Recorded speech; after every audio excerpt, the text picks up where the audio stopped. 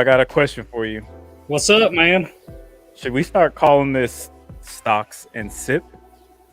Hey, that is not a bad idea because I Is got that this taken? ready. Somebody take that? Maybe. I don't know. Probably not. I think it's all ours. Or check this out. Chase and chug. That's right. That's Because I right. chased the shit out of BXRX. Hey, man, it happens. But yeah, let's just get into it, do the intro thing, play some cool music, some videos, and then we'll break stuff down. Cool. Hit it.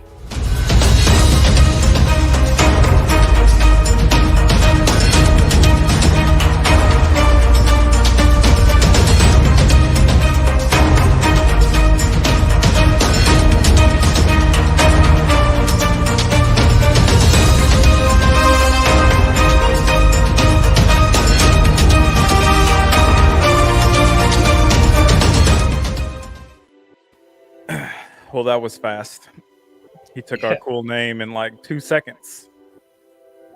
What you just took BXRX? No, I think he took our YouTube name that I was talking about. Oh, I thought he was saying he just shorted I mean, BXRX. I don't know. Maybe I was he gonna did. say, hey, I mean, what, 97 cents? I had to go pull it up. I got DAS pulled up down there. I was like, let me just go see. I ain't messing with BXRX some more. Plus, it's what, a half day Monday, off on Tuesday. I probably won't even trade on Monday, to be honest with you. I typically don't mess with the markets on a half day.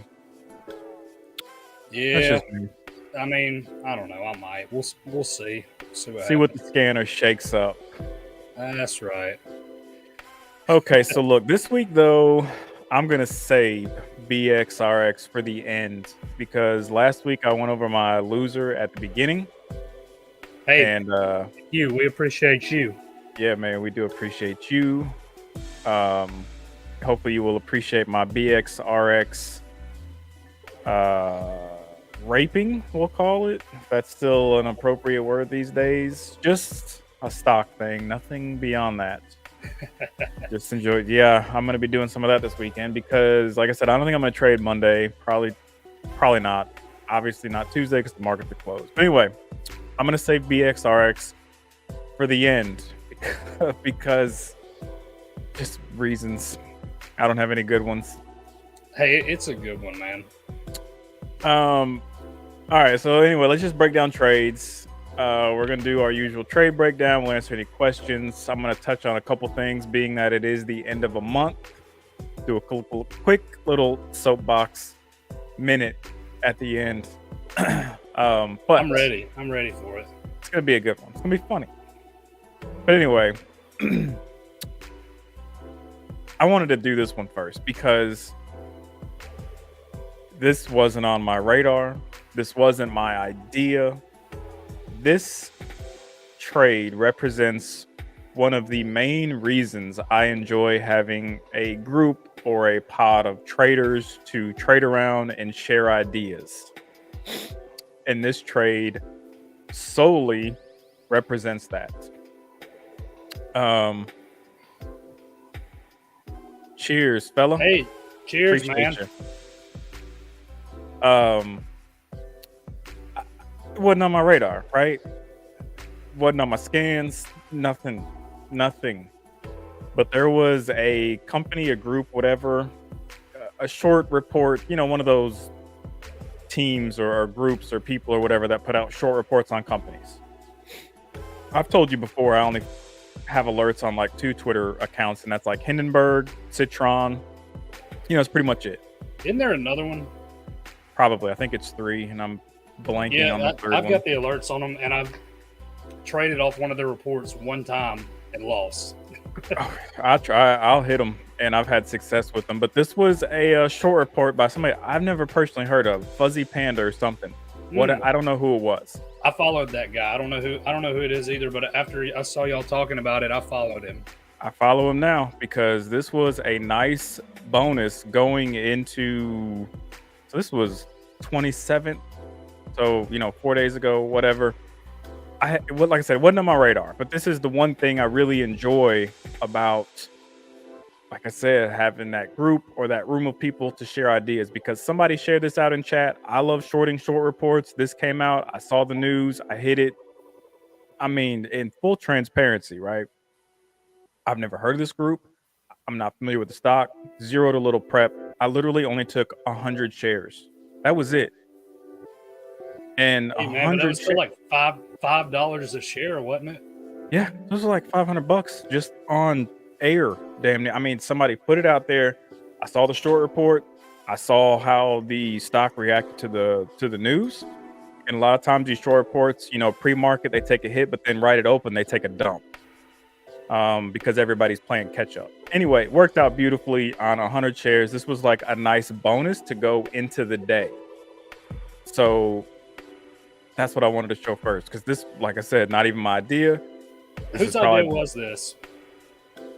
I think it was Eagle, our boy Eagle, who that's his Yeah. real name, like in Dutch, he said, right?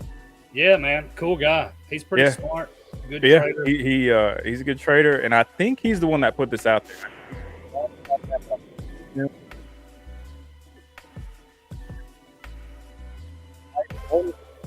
Hey, like $500 is nothing to scoff at. 100 shares. I took 100 shares. Like, whatever. Anyway, I wanted to start with that one because that ain't any credit to me. I just literally took somebody's call out and it worked like a charm. That's how my day started that day. That was solid as hell, man. Yeah, I mean that was like beautiful. Well, let me talk about one because I feel like it's been hot topic this week. We got Jack Kellogg smashing monitors over it. We got see everybody's talking about it. I traded it one time. I think we both traded it, didn't we? Yeah, and I mean, like we did. I traded it. I want to say it was like Tuesday, maybe. And I mean, this is how on plays like this, I like to long stuff like this, that's holding up. But I feel like it hadn't been working as well lately. Or like today, the one that you took the loss on, BXRX. BDT. I took a loss on BDTX, the R something that I'll show. I took my core off on a win and set the rest for break even, which, I'll show it. But this one right here, this was a small loss. And I mean, at one point I was down a good bit, but like me and you've said before, like I don't get shaken out on fake breakouts and stuff, especially if I'm already short. Right. I mean, ideally, I want to be like shorting something like this so I could actually make money on it and not, this was a little loss with, where I got all out at, but I just figured I'd show it. I mean, if I'm going to take a loss on something, I like to let it play out. If it's grinding up into close, you got to cover. I mean, what are you going to do? Yeah, I'm not going to mess around with them. We've seen some after-hour fireworks too, so I'd have done the same thing. Yeah, man, exactly. And I felt like that was a decent spot to get in. I thought it was a blow off. I thought it was going to at least get a drop to the 1-200 or the VWAP, but lo and behold, it sure didn't. And man, I'm not covering for pennies. Like I'm not a scalper. Yeah. The way I play futures, I do kind of scalp. I'll go for like 3 to 5 point moves every now and then. I might get a 10-point move. If I'm on small size on futures, I might try to make some days like 20 points or do something crazy. Like if I thought the setup was there, but I'm just too much of a pansy with it. But stuff like small caps and stuff, I'm not a scalper at all. I think anybody that follows me knows that. So like I'll hold one like this and let it turn into a loss because the times that it does work are going to pay for this. Right. And that was my trade today. I don't remember the ticker, R something. It was the one we in chat this morning we were all talking about. It was the only one that I was interested in trading today.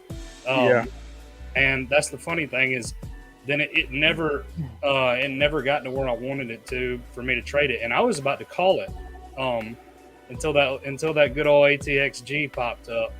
And that's a good one. Do you Yeah, want to man. show that one? Because we both traded it pretty much identical, minus that last cover.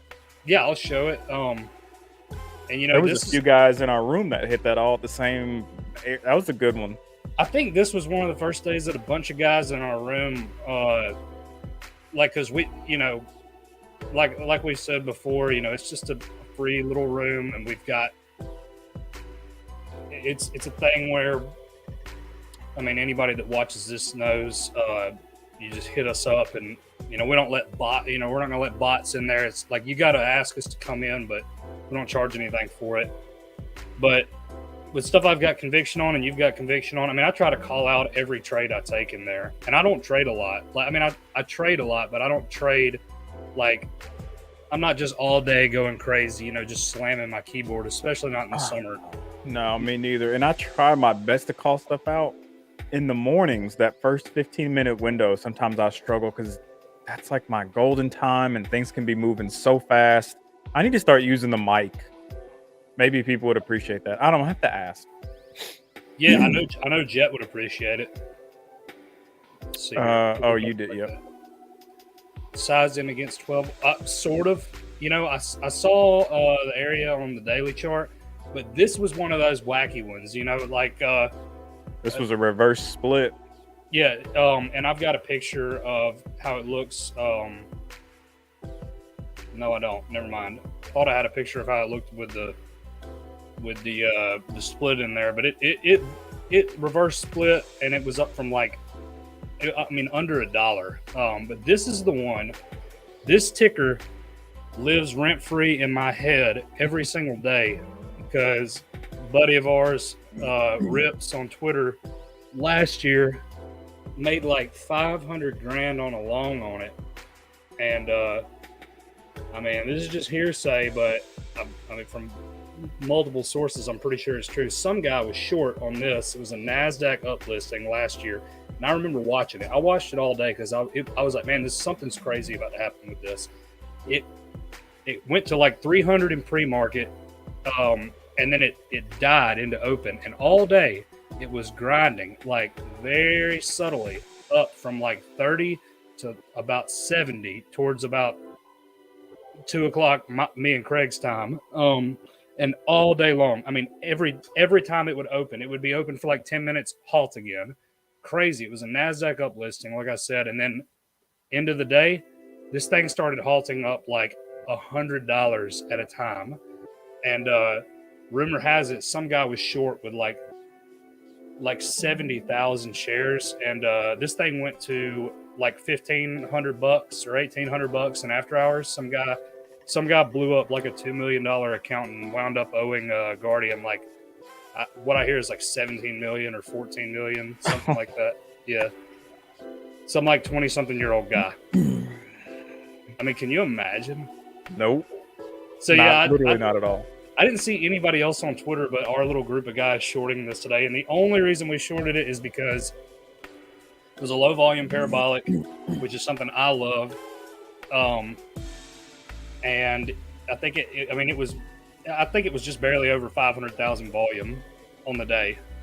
Yeah, at that point that we took it, that's in a halt resume, you know, parabolic halt resume.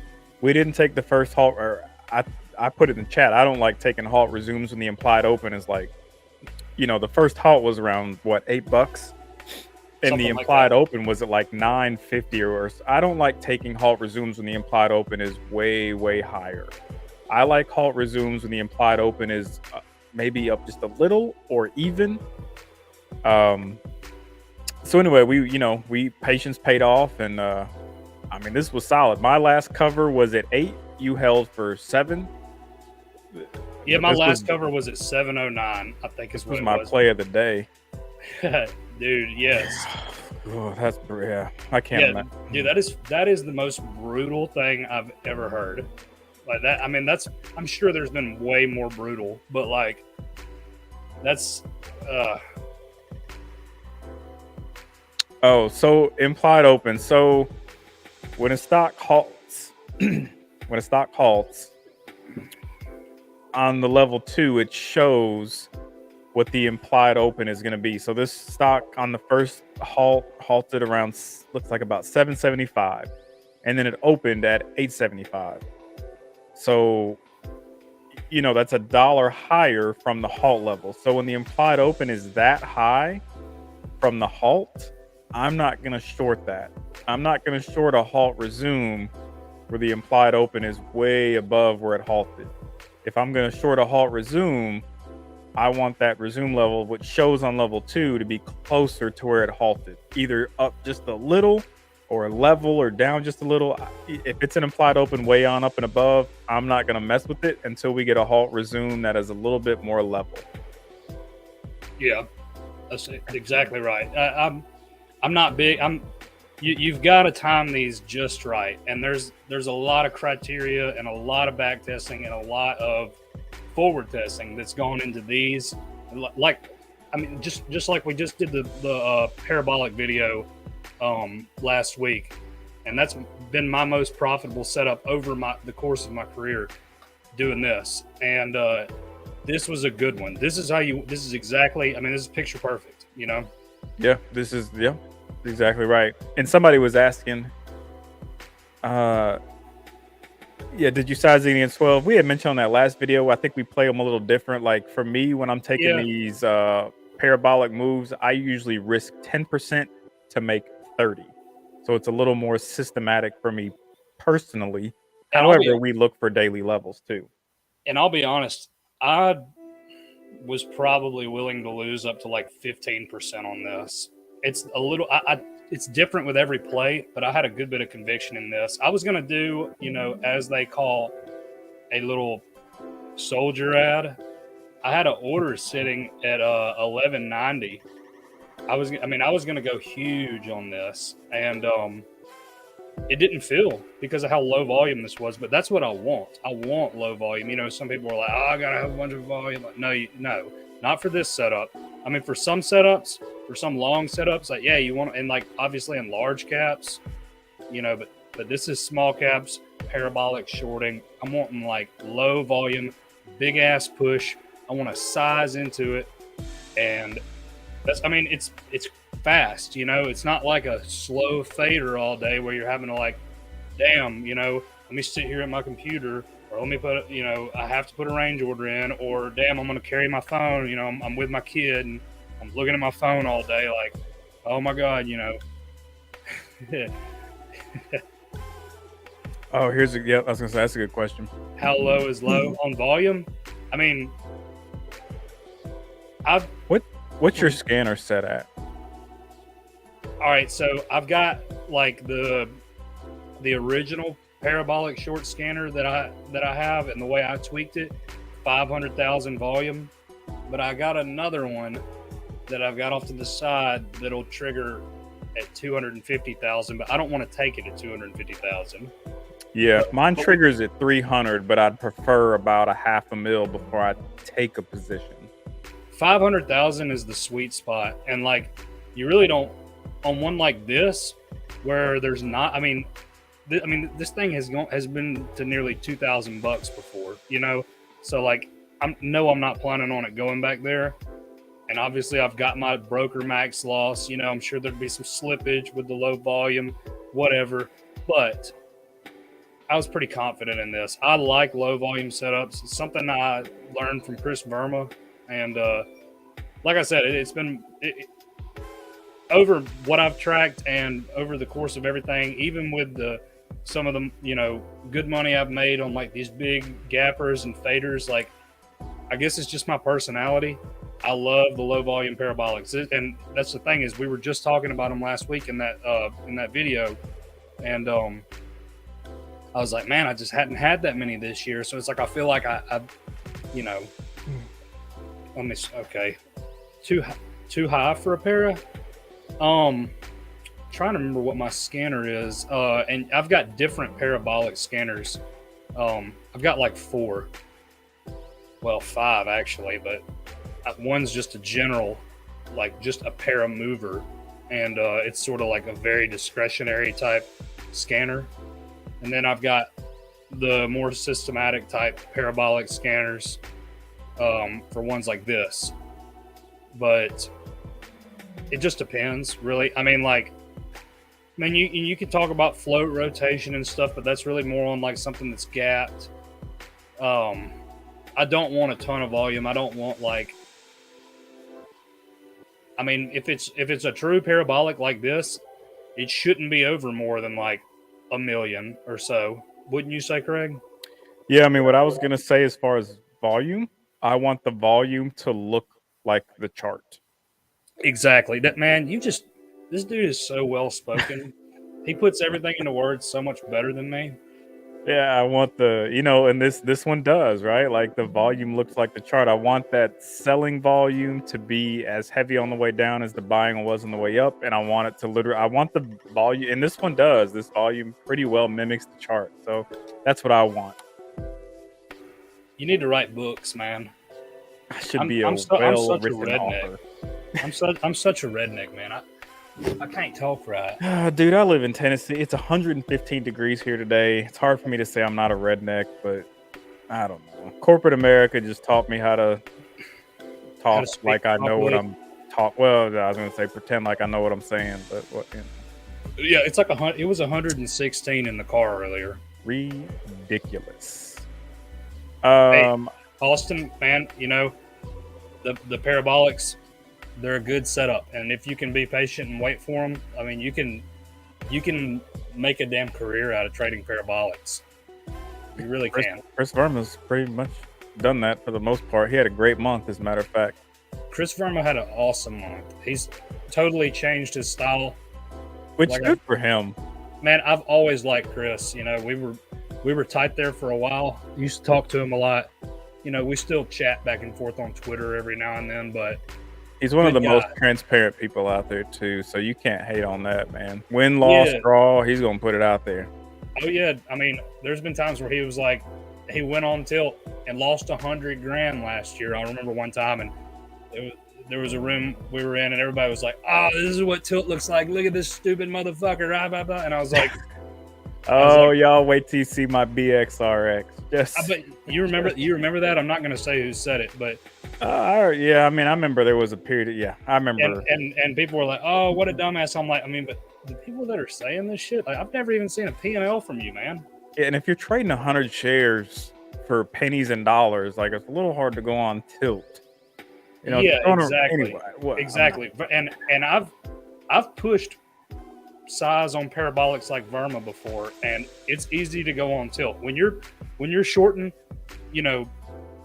10,000 shares, 15,000 shares on something extremely low. I mean, he shorts like 30,000 shares. Yeah, he's taking size.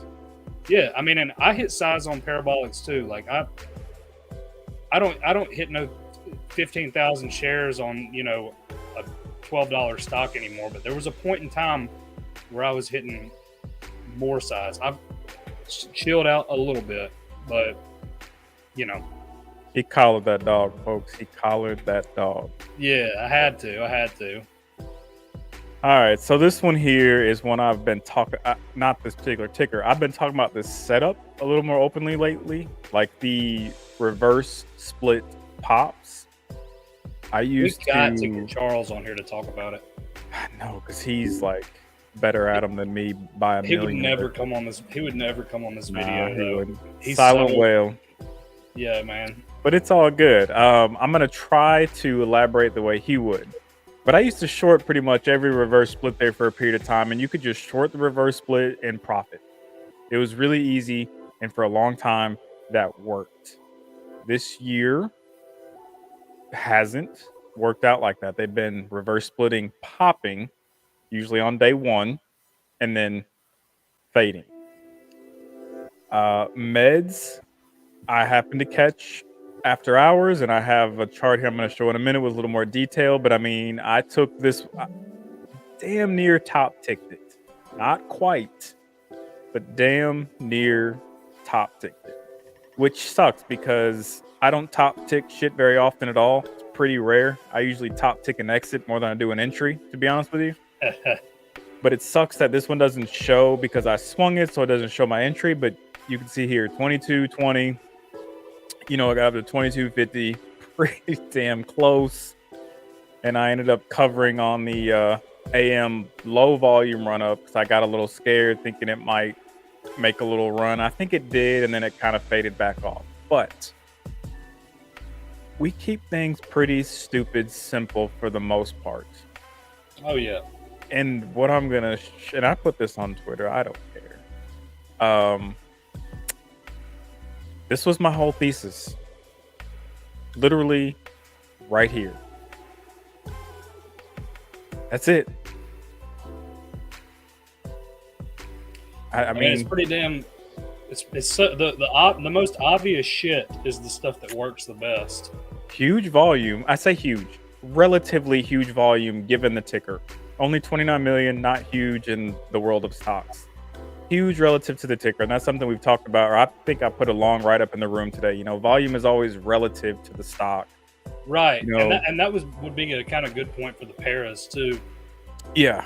So, I mean, but I'm not going to go into a ton of detail. This is literally what I took it on. This was my entire untapped liquidity. That was the entirety of the trade. Untapped liquidity. They ran it up into it, sold off. You got to think about all the people that got bagged and probably have, good till cancel orders at break even. Yeah, and that's what I'm thinking in my head. Aside from the setup working on its like the reverse split pop setup has been working for me personally. I've had success. That's been some of my best trades over the past couple months, 2-3 months now. So aside from that setup working, and add this extra conviction, I mean, I couldn't, and I'm not a big after hours trader, so I'm not even going to sit here and pretend like I had a ton of size on it. I didn't. I don't trade much after hours. That's probably one of the first after hours trades I've taken in a good month or more. September 20th, probably. It looks about like September 20th. You're probably right. Yeah, probably so. Mm-hmm. But I mean, yeah. So anyway, that's pretty cut and dry, simple. But I mean, that's just, we talk about adapting to the market. The market's been presenting that little change where reverse splits are popping, typically on day one. I've been trying to take advantage of that, and it's worked out. So that's be the worst trade deal in the history of all trade deals. The reverse split, if that's what you're referring to, you're damn right. Is this Thomas Maccabee? Do you know him? Yeah, I used to work with him. Yeah, reverse splits are horrible. Yeah, man, like, you don't want to be long on a reverse split. Do you have another one to show before I get into my last couple? Yeah. I know you didn't trade. You were traveling this week, so I know you didn't trade as much. Thomas, man, thanks for checking out the video. I hadn't seen you in a long time, but I hope you're doing good. Hey, well, I'll show one from yesterday that was just a straight up fumble for me. Loser all around. People love a good loser. Yeah, so this is SGTX, and yeah, traded that one too.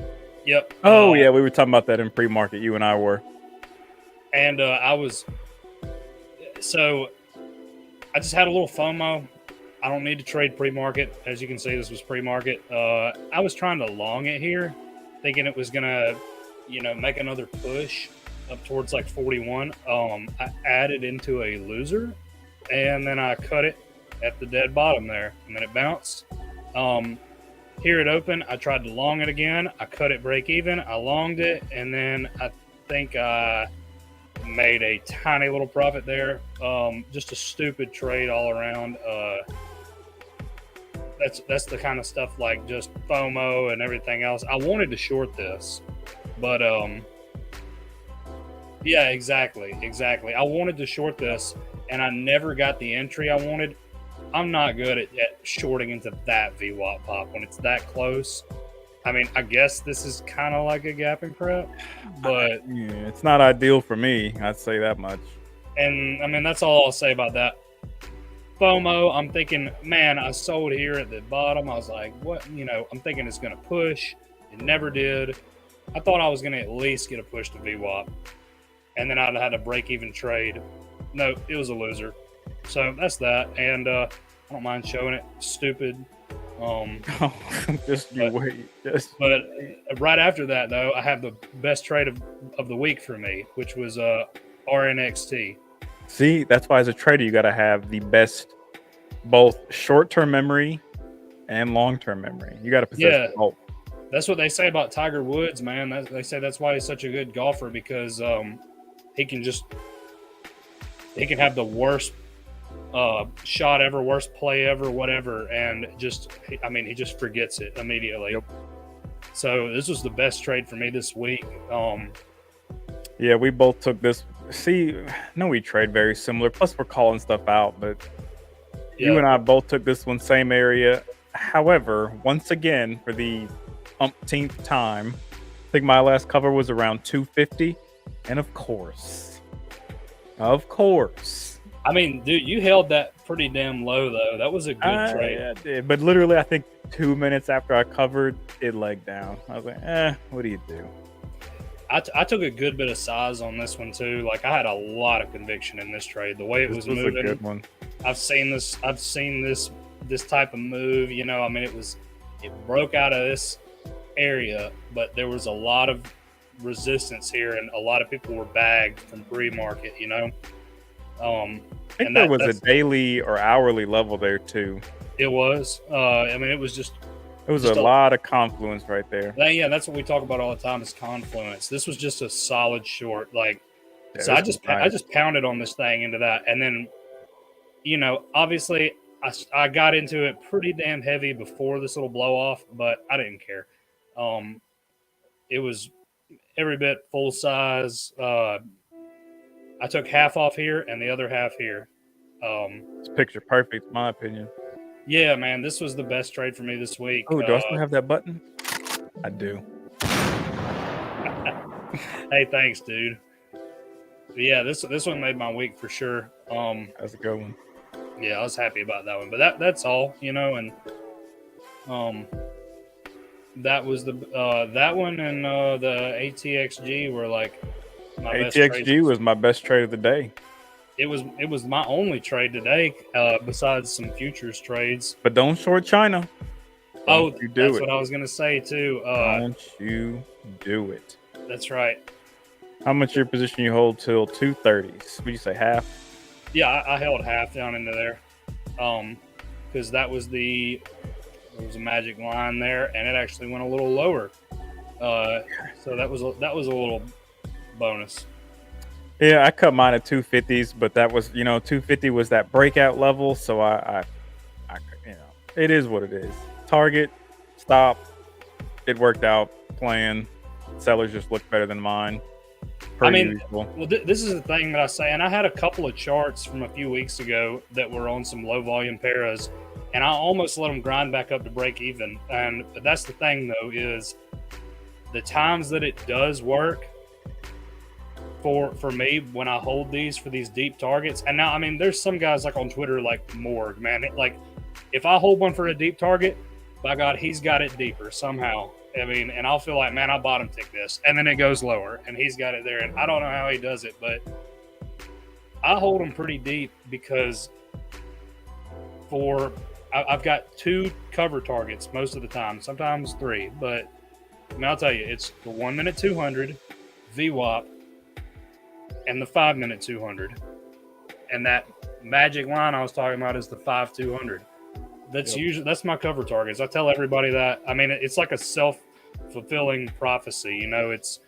And I'm gonna keep soaking those up until they quit working. You know, that's what's working right now in small caps. It's been working for the past year or so. I love those lines. I don't have a whole lot of indicators on my chart. Well, sort of, but that's one of the ones I use. I use RSI. I use the 200 moving average on different time frames for small caps. I use a good bit more for futures and large caps, but anyway. No, that was a good one. Yeah, man. Best trade of the week for me. Best trade of the past 2 weeks, actually. So this was today's. Yeah, this was today. Yeah, and we talked about this. We talked about this one in We talked chat. about it. Yeah, we were talking about this one all morning. This is the only one I was interested in this morning, and when I didn't get it, the entry I wanted, I had a idea of this one similar to RNXT yesterday. Same. So we were talking about this morning. I think I put in chat, it failed 3 right at open. So I have 2, 3 entries usually for me to get full size on most things, especially the day 1 plays. Pairs, I'm treating those different. But anyway, 3 fail. I'm in. We were watching this area, and I'm going to show why. And then I took off the core here. And of course, the lotto I hold for either break even. I was either holding for break even on whatever I had left size wise. And I think the rest I had put range at about 238 or something like that. Anyway, my leftover bit, it triggered here. It would have triggered here or here. So I can't say I top tick exited, but my exit was damn near the top end of the range. However, after hours, I think now it's into the 3s. What a piece of shit, man! That one. This was a tough one, man. Like pretty low volume. So disappointing. Hey, yeah, it was. It was disappointing AF. Yeah, for sure. Like, and the thing is, like, I can't be super mad at it because this was a decent, like, I guess in the world of Twitter, this looks shitty, right? But this was like 10%. That was a good trade, man. There was nothing wrong with that. I can't be mad at it. So I took off the core. Lotto didn't work out. And I even put in the chat, I'm going to range my lotto. It either is going to stop me out break even, or I'm going to, have a deeper target. However, the thesis for it. I turn over both pairs and gap. I'm gonna let you answer that while I pull this up. It depends on how much range the ticker has. How much percent it's up, or how weak it is. I mean, I love to get for something to get to the 5-200, but depending on, I mean, it's also like if I'm nervous about it. Like if I'm nervous, like today on ATXG, I was a little nervous. I wanted a pound on it, but I was a little nervous, so I was taking some off like right under VWAP and then the 1-200 and then all out around the 5-200.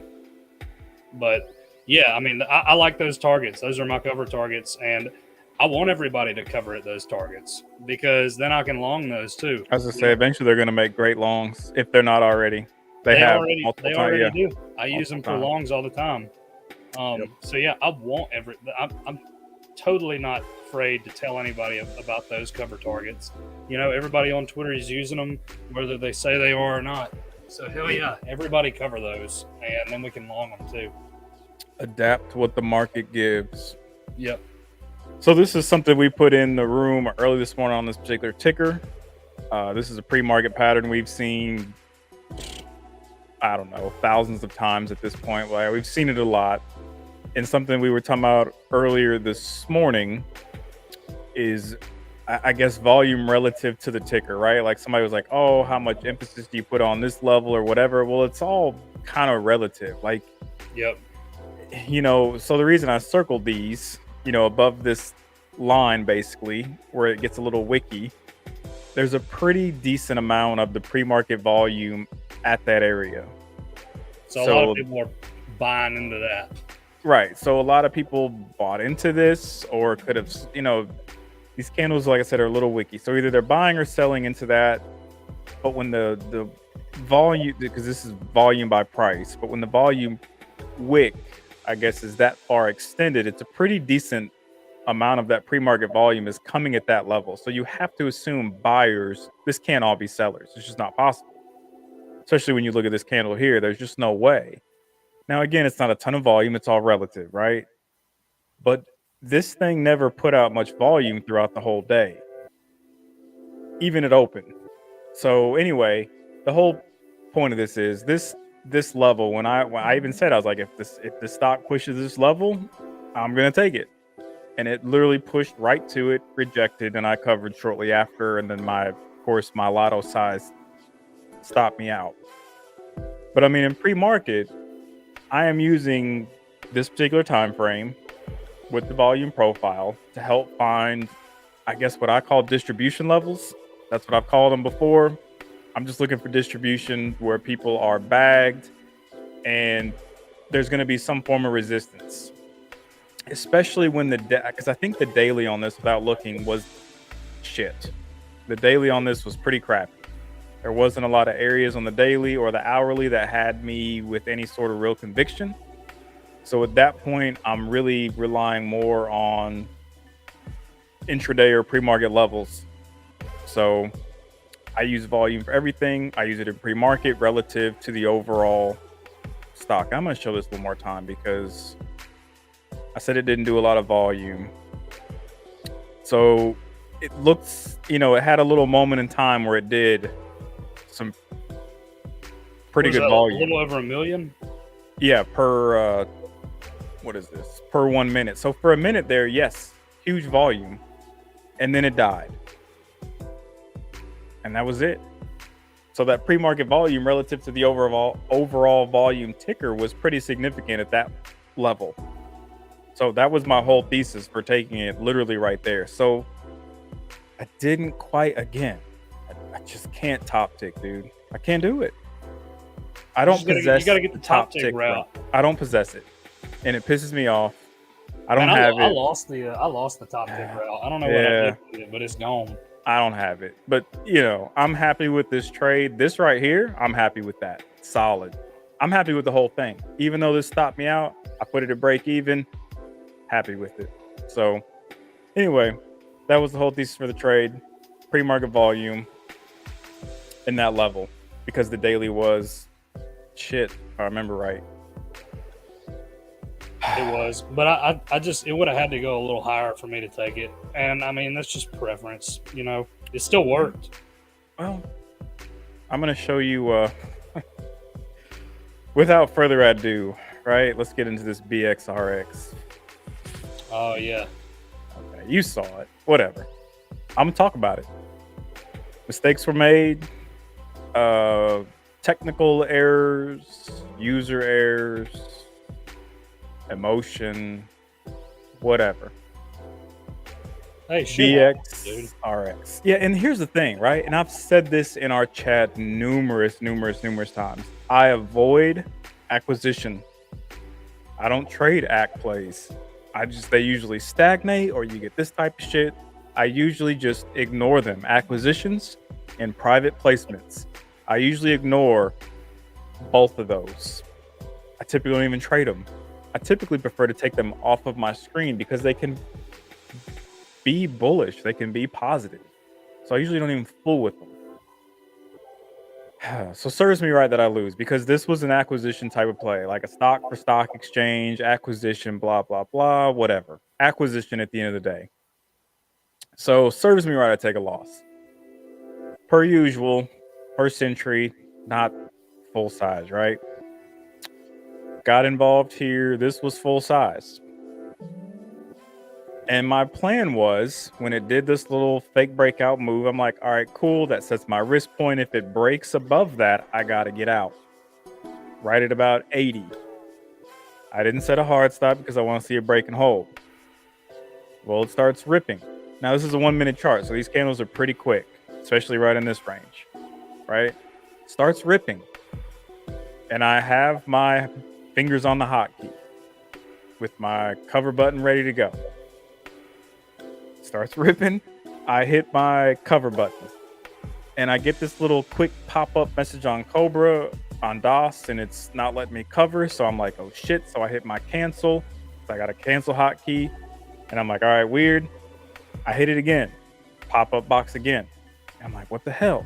So then I'm starting to panic a little bit because this is moving fast, right? Like I said, these are 1 minute candles. It's volumes pouring in. I'm like, oh shit. Then I'm starting to panic, mashing buttons, whatever. And I slow down. I'm like, all right, I read the box. So the whole problem was in my montage, I was getting ready to change the ticker from BXRX to, I don't know, ticker XYZ. Doesn't matter. I was getting ready to change it. And I had typed in the ticker I was going to change it to, but didn't hit enter. So because of that, the montage still shows BXRX. But when I'm hotkeying, it's trying to execute an order for a stock I'm not even involved with. So it's not letting me get out. So by the time I read the message, I'm like, oh shit. So then I start fucking up hotkeys and I add more size. I'm like, oh shit. Well, I figured out my problem and I hit my GTFO button and I'm out. Then I'm out. Well, unfortunately, at this point, this was a bigger loss than I wanted to take. So then I'm like a little bit tilted, but I'm still up on the day because the morning trades, you know, whatever. So then it gets up in this mess. And then basically what I'm doing is number one, stupid. Number two, emotional. Number three, this is not typical for me, right? I don't typically do stuff like this. I did today. It does. And so basically what I was doing is I was trying to short every level 2 burst, risking pennies for dimes, fully expecting it to just immediately tank back down. And the reason for that is the gap stats were phenomenal. The daily on this was like, it couldn't hold water. Every daily spike on this chart was like straight up and closed red over and over and over. So I'm thinking in my head, like gap stats, the history of the stock, this thing is going to crash back down to where it started. I'm a little overly convicted on one singular factor, which is a mistake because we try to trade on confluence all the time. But it's all in the moment though, man. Like in the moment, it is so hard to take everything into account. Yeah, and I wasn't. So I was literally shorting, risking pennies to, well, damn near risking nickels to make dimes or a quarter.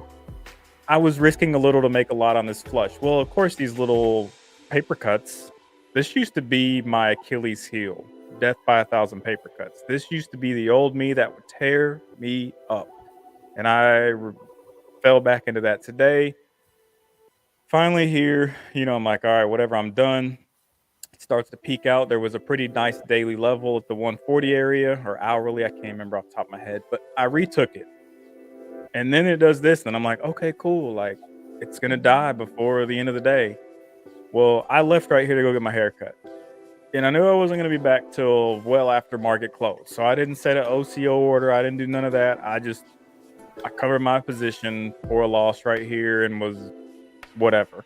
And of course, after hours, you see what's happening. But it would have had to go to about, I think, 85-ish, maybe even 80 for me to even get break even because of how I messed up here and the amount of paper cuts here. I mean, it had to go pretty deep for me to even get break even. So this was a bigger loss than I anticipated on taking today.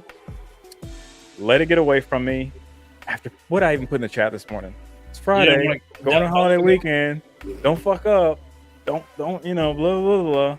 I should have just took my own advice, but it is what it is. I still came out okay on the day, mainly because of that para halt resume whatever AXT whatever that ticker was, ATXG baby. Yeah, but I mean I absolutely butchered this and this sucks, but I'll be transparent about it. It is what it is. I could have not posted it, pretend I didn't trade it and been like, no, I didn't trade BXRX. Like, I'm all good. I traded that shit and took a loss. Oh yeah, you could have been like some people and said, no, I didn't blow up on top. No, man, I could have just showed my AXTG. I could have showed my couple little winners, left this out of the equation. But here you go. BXRX, emotional trading, completely messed up this made me pretty angry, which is probably what created this. And I should have walked away. That's the thing though, man, is it's like everything can be going so good and then something like that can happen and it'll just mess up your whole damn mindset, Yep. Yeah, DM us on if you have Twitter, DM us on Twitter. That'd be the easiest way.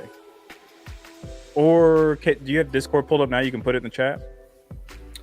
Yeah, I actually just sent somebody an invite. You just put it in the chat for him if you. Oh, there it is. You got it right there. Yeah, that's it. Yep. Yeah, you'll fit right in if you've been, because that's, I mean, that's pretty much all I Yeah, do. I don't even have a, we joke about it, but I literally don't have a long hotkey on my Stream Deck. Not a single one. What is your question about volume profile? And I'll see if we can answer. Yes, yeah. sir. Thank This you. is the man to talk to about volume. He is the man. Well, well, and that's the thing too. So speaking of volume, I even said when I'm trading up in this area and I'm looking at this volume, I'm like, this is effing stupid. These candles are coming in over a mil a minute. Why am I even? What am I doing? And I was thinking that to myself while trading it. I mean, I don't know. So pre-market volume is half the reason you took it. Referring to pre-market volume or both, if I'm understanding the question right. Let me pull it back up. Let me get BXRX off the screen because Hey man, and I'm due for one of those, so I had one like that too. All right, so here's RNLX in pre-market, right? This is pretty much a screenshot uh, almost right before open. I think it was coming up close. A couple minutes before open. Anyway, whatever.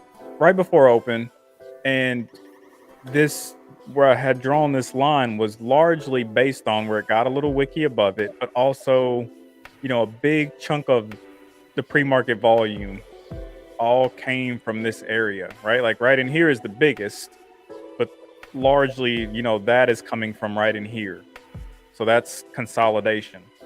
But where the volume distributed in pre-market, where it's going to turn into some, I assumed resistance, and it did in the morning.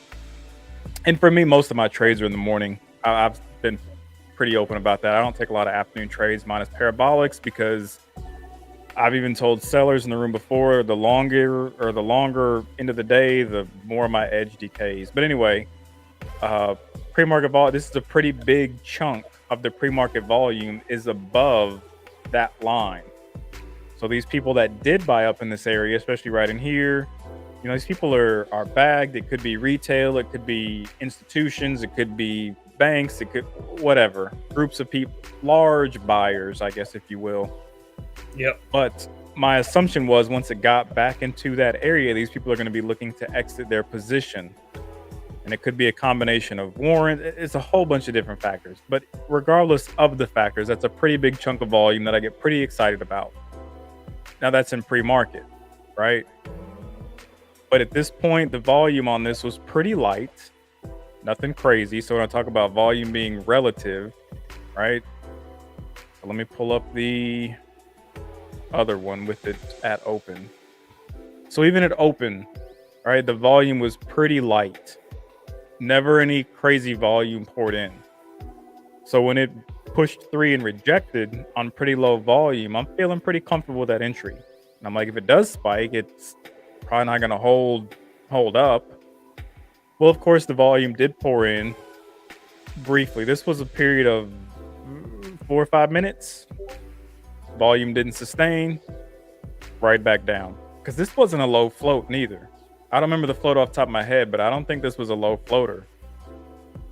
So with it being not a low float, with the volume profile being where it was in pre-market, and then with the ticker at open being pretty weak, I mean, for me, that's enough confluence for me to take this. I mean, I didn't put in the room. I was like, I'm going to take it. It might not work, but I'm going to take it. So I felt good about the risk reward. Okay, good. If there's questions, hit me up. I know it's hard to explain that in a. Hey, well said, man. I try. Anyway, BXRX sucked. I took a loss, a stupid loss, but there it is. BXRX in all its glory. Because remember earlier in the week, wasn't it this week or was it last week? AGLE, I soldier added it and it worked out, created a big win. Mm-hmm. Well, you see, if I'd have soldier added in on BXRX, that'd have been nasty. So that's why I try not to soldier add all the time. And I almost did it on ATXG today, but really, I mean, sometimes I have more entries than than other times, but this was one where it was like, I'm gonna just hit it. The volume's light, you know. When there's more volume, sometimes you'll see more arrows. I'll have more little entries. I'm thinking, ooh, I can get filled a little higher. Yep. So that's all I got trade wise. I know we're creeping up on an hour already. These hours always go by fast. I know. Has anybody else got any other questions? I just saw where like 3 people joined the chat, so happy to have y'all. Yeah, appreciate it. I think you'll enjoy it. You know, we enjoy it. If there are no more questions, or even if they pop up, we'll answer them. But what I was gonna say is, one little thing I'm gonna soapbox on for a minute. I'm ready for it. I use TraderSync. I love TraderSync. I use it for my own benefit. I haven't put a little thing out there. Biz, we're gonna get you on here one day and make us look bad. Biz, you gotta come on here, yeah, because that motherfucker's more handsome than both of us. But these TraderSync Excel end of month calendars, right? Oh, I knew that's what it was. I knew that's. So what look, the only reason I want to touch on this because that one guy hit us up, and he even put some stuff out there on Twitter. He's like, "Man, these people make me feel bad with these charts, with these calendars, with whatever." All I'm gonna say is, you talking about T Miller? Yeah. So good dude. He's learning a lot. He's been trading for a little while. It would be a fun live, and yes, please come make us look bad one of these days, please. Hey, we would enjoy it. We would really enjoy it. We could do a 3-way thing. 3-way, okay. Hey, I think we can do we could probably do 4. I don't know. Crazy, I'm pretty. So I think maybe it wasn't you. I mentioned it too. I like TraderSync. I think they're pretty similar, but I like TraderSync. But TraderSync, TraderView, Excel, whatever these. You've got TraderView, right? Me? Yeah. No, TraderSync. That's. I'm sorry, I keep getting them mixed up. I think 3-way. I laughed at it too.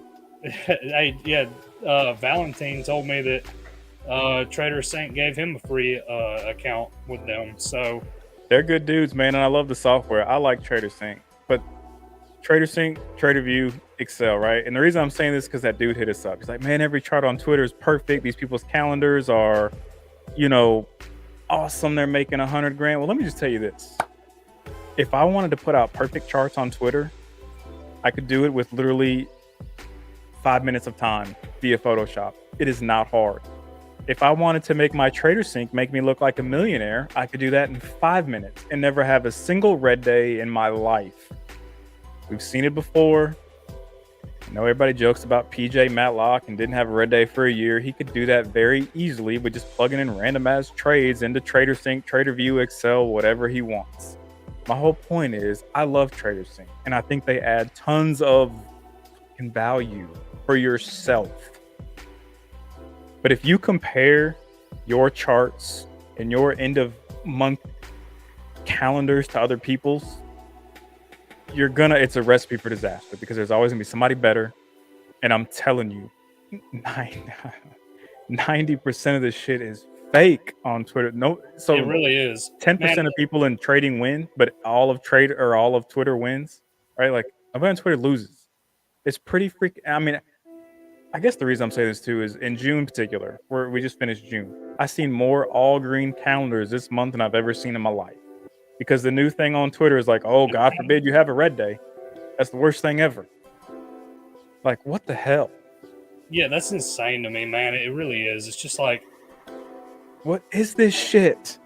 Yeah, I mean, I have all the time, Biz. All the time. At least once a day. My average win rate is like 60-something%. The only reason I haven't been losing as much in the past 2 weeks is because I haven't been able to trade as much because I've been out of town. Traveling and living the best life in the ocean, just soaking laptops and whatever. Hey, look, and that was another thing is I turned Twitter notifications off during the day, and man, I just stick with our little room of guys, and man, this has probably been the most consistent year I've ever had. Like, have I made $100 grand? No, I haven't. But have I had a pretty solid year? Yeah. Like, And you might before the end of the year, though. Yeah, man, I'm on track for it. I'm on track to make. That is real world solid money. But check this out though. You've had red days. Oh yeah. Holy shit, red days, and you still might bank money. I just can't stand Twitter. I obviously freaking hate it, and I've told many new people to just don't even fool with it or filter the absolute shit out of your feed. I don't know. I don't understand this whole thing with no red days all of a sudden. I don't get it. I don't fucking get it. Whatever. Some of the best traders we know that are public about their stuff win like 35% of the time. They lose all the freaking time. They have red days all the freaking time, but their winners are just, they kill it. I don't know. To each their own, but whatever. All I'm saying is my whole soapbox purpose and moment was just, you don't buy that shit, man. People handpick their charts. Half of them probably fake, maybe even 75%. In those calendars, you can literally put whatever you want. I could make myself a millionaire today on TraderSync. Hey, make me a millionaire today. I'll do it in paper money. Yeah, do it on. Fake paper money, not real paper money. That's right. Oh, anyway, I know you got it like that. Dude, if I had it like that, I'd have this house cool in 76 degrees. Well, it's just so damn hot. Look at my dog. He's dying back here. He's sweating like crazy.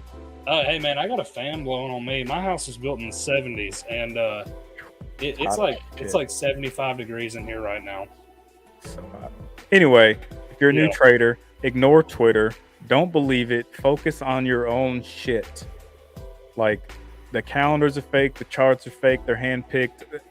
There's people out there who trade well and only post winners, and that's fine. But I'll focus on your own shit. So, seriously, man. Yeah, even I only post my best charts today, but like the best and the worst charts of each month. Yeah. I try to do the same. But there's a lot of guys out there who only post winners. And they've even said that, like, I don't like posting losers. And I get it because you get so much shit. I get more DMs from posting a loser than I do a winner. 100% of the time. Oh, hell yeah, I absolutely understand why people don't post losers. I get it. Yeah. It really is, man. It really 100%. Is. It's funny. Sometimes I'll post stuff. Man, I remember I posted a loser on people would love it when I. Yeah. Dave, who's been trading for 2 weeks, says, "Oh, where'd it go?" Dave, who's been trading for 2 weeks, says, "Exactly, that's it right there." So yeah, you post a loser, you're gonna catch hate, and that's So I don't blame people for not posting losers. So to each their own, but the whole point is, right? Like, you just can't compare yourself to Twitter, or else you will always be inferior to what you're going to see on social media, period. I post pretty much every trade I take on Twitter, and some of them are like, they're stupid as hell. Oh, I haven't posted BXRX yet because I just got home a little bit. I'm going to post it this evening, and I'm going to get some DMs out of it, but whatever. I don't care. That's usually when I send them a P&L shot, and I'm like, get off my... That's right. Whatever. Exactly. All right. Exactly. We're over an hour. Appreciate you. One of these days, you're going to come on here and make us look bad. Yeah, for real, man. We appreciate everybody joining in. Thanks for chiming in a little bit as our boy. Hey. Yep. You do the same, man. We both keep trying to click on the same thing at the same time. Yeah, like I said, I don't think I'll be trading probably till Wednesday. We'll see how Monday shapes up. But I typically avoid the half days. But anyway, all right, big dog. Well, we're gonna go into this weekend. Absolutely. We'll be chit-chatting. Appreciate y'all. Like, subscribe, share, etc., all that good stuff. See you this. Appreciate y'all. Hey, thanks everybody. Outro time. Yep. Peace.